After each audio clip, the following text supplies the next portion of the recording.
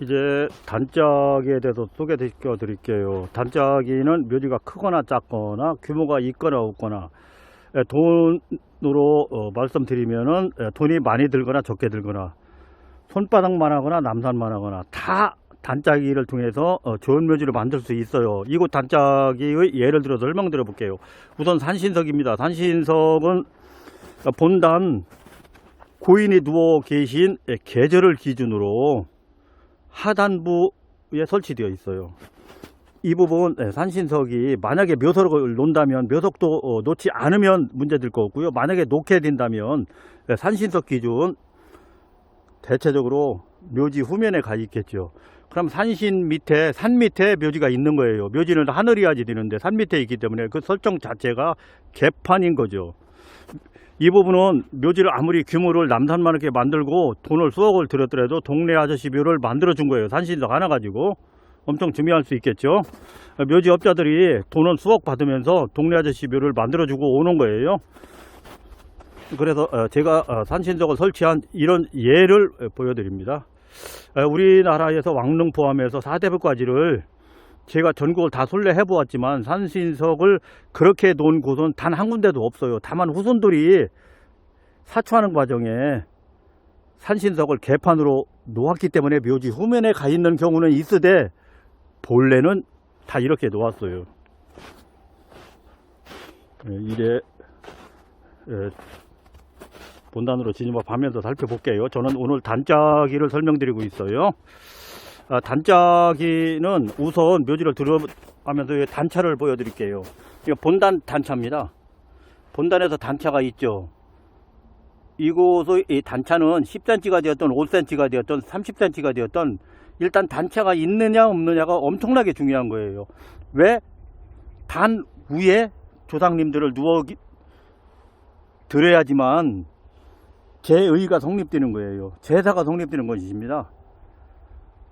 제상 위에 고인이 눕혀드렸느냐, 제상 위에 눕혀드렸느냐가 우리나라 묘지에서 풍수지리 보다 더 우선해서 중요시 따졌던 것이 왕릉 입지 조건이었었거든요.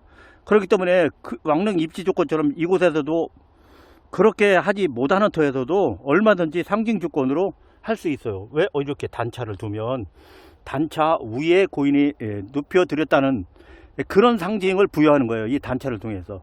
이 단차는 10cm가 되었더라도 1m, 10m 위에 모셔졌다, 이런 상징을 부여하는 거예요. 그럼 계속해서 살펴볼게요. 이런 단차를 통해서 본분 속에 고인이 계시죠. 고인 몸체가 계시죠. 고인 몸체는 10m 상단 아니면 30m 상단, 이렇게 위에 가서 있다는 거예요. 무엇을 기준으로 10m 상단, 30m 상단을 이야기할 수 있느냐? 제상 기준으로 그런 거예요. 이 제상 위에 고인 몸체가 있어야지만 제의가 성립되는 거예요. 이렇게 설정은 어떻게 하느냐? 두 가지 방법으로 우리나라는 할 수 있어요. 현실 조건에서 그렇게 몸체가 제상 위에 눕혀드릴 수 있는 그런 상황이냐, 그 부분은 왕릉이 되길 거예요. 왕릉은 꼭 그런 조건에 현실 조건으로 했어요. 그럼 왕릉은 그런 능력이 있기 때문에 그런 터를 준비할 수 있지만 모두가 그런 터를 준비할 수 없을 때는 어떻게 하느냐? 계속 말씀드리지만 단차를 가지고 그렇게 적용하는 것이다. 이런 단차에서 이곳에 재물을 차려놓고 제의를 지낼 때 이런 단차를 통해서 고인 몸체가 상의할 수 있는 이런 조건을 상징적으로 부여하는 것이다. 이런 말씀을 드려요. 그리고 이렇게 단차가 있는 그 경계점, 이곳이 본분이 있는 곳이 저성영역이고요. 단차를 기준으로 상석이 있는 곳이 이승영역이에요.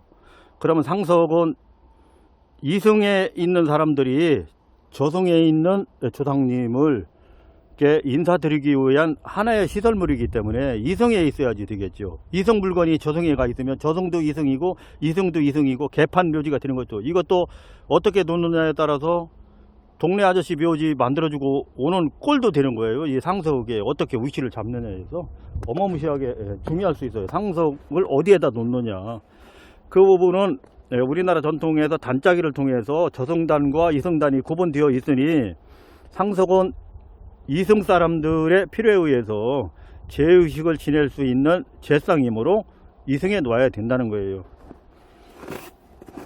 또 하나, 이렇게 이승과 저승을 구분했죠. 구분했을 때의 비석은 이승에 설치되어야지 되는 거예요.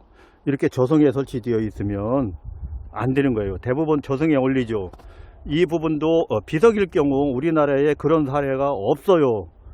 그러면 사대벌묘지 다니다 보면 이렇게 본분 옆에 있지 않았느냐, 그 부분은 후손들이 사초하면서 다 그렇게 개판으로 한 거지, 본래는 그렇지 않고, 왕릉 또한 이렇게 능침 영역으로 비석이 올라간 바 단 한 건도 없고, 그렇게 해서도 안 되는 거예요. 이렇게 비석이 올라가는 순간 그 왕릉 묘지는 동네 아저씨 묘지가 지고, 사대부 묘지도 동네 아저씨 묘지가 되는 거예요. 이렇게 묘석을 놓을 때는 이렇게 어떻게 내가 놓여 드리느냐에 따라서 우리나라 민족이 가지고 있던 상설 조건을 어떻게 충족시켜 드리냐에 따라서 좋은 묘지가 될 수도 있고, 나쁜 묘지가 될 수도 있고, 존엄한 묘지가 될 수도 있고, 동네 아저씨 묘지가 될 수도 있다, 이런 부분 말씀드려요. 또 망주석이에요. 망주석도 이렇게 경계, 제가 말씀 계속 드리면서 소개해 드리는 이 단차가 있죠. 단차 상단, 그러니까 저성 공간이에요. 본분이 있는 공간에 이렇게 망주가 올라가 있어야지 되는 거예요. 이 망주를 해석함에 있어 일부에서는 중국의 화표로 해석하는 사람들도 있어요.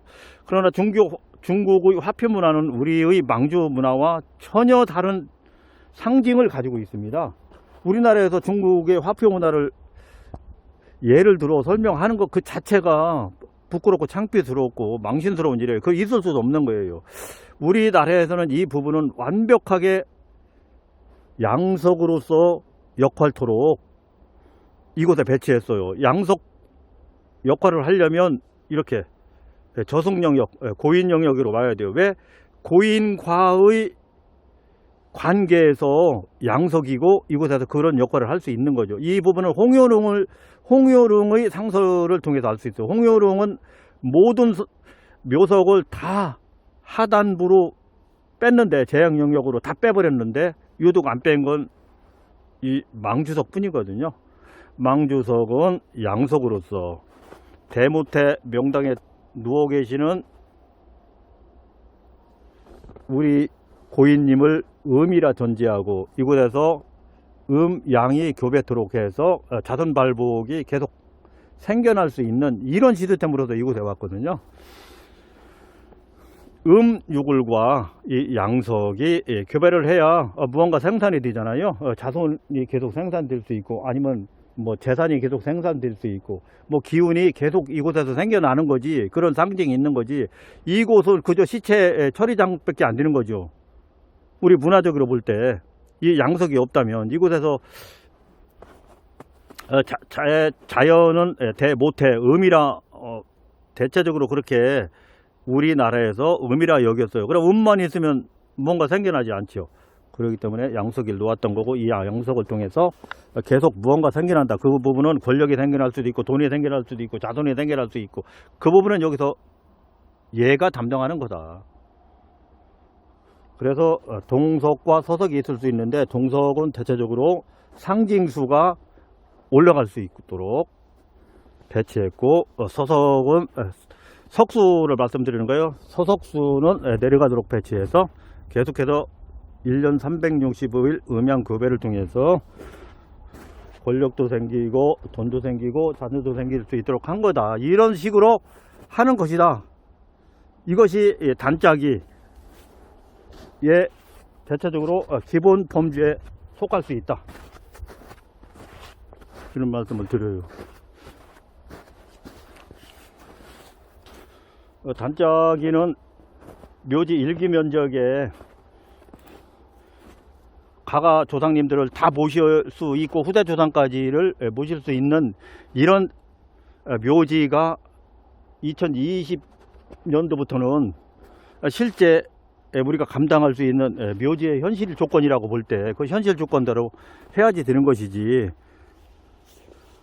감당도 못할 묘지를 좋고 나쁘고를 떠나서 그런 묘지를 만들어서 후손에게 물려주면 후손은 아마 즉시 해체 할 수밖에 없다. 현실 조건에서. 그런 말씀을 드리면서 더불어 단짜기까지 말씀드렸어요. 이 단짜기를 통해서 우리가 손바닥만한 묘지를 만들더라도 어쨌든 단짜기를 할 수 있는 거니까요. 상징 조건으로 할 수 있는 거니까요. 이때 단짜기를 잘 제가 소개시킨 드린 방법으로 짜고 또 묘석을 설치한다면 상석 하나를 놓더라도 어떻게 놓느냐에 따라서 조연묘지가 될 수 있고 동네 아저씨가 묘지가 될 수도 있는 것이기 때문에 그런 방법까지를 포함해서 단짝이 소개해 드렸어요.